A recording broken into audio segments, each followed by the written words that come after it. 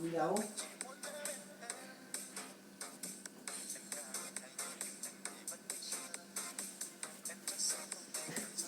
Giờ có thể nói làm mặt như một câu không? Các nhà về chung một nhà.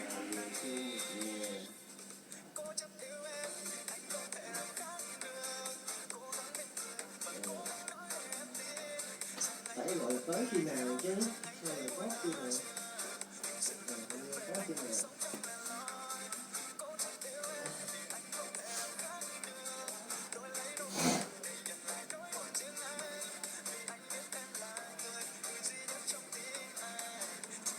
Câu hỏi.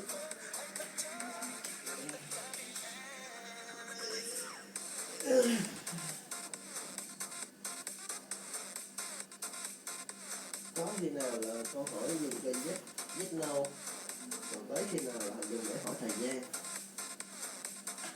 phải thời gian. Nghe không chưa? Dạ, nói dữ.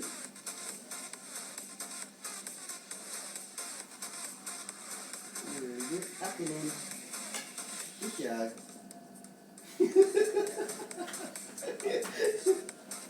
Như đó đủ rồi. Như đó đủ rồi. Trời ơi, bởi vì good morning trước giờ nè. I love you, chu cà mô nè. I love you Phật Phật nữa.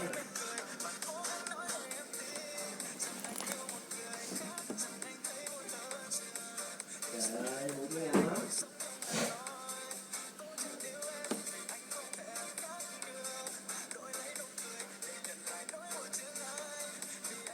Dở tiếng nào lắm. Anh học dở tiếng nào lắm. Nè. Ơi.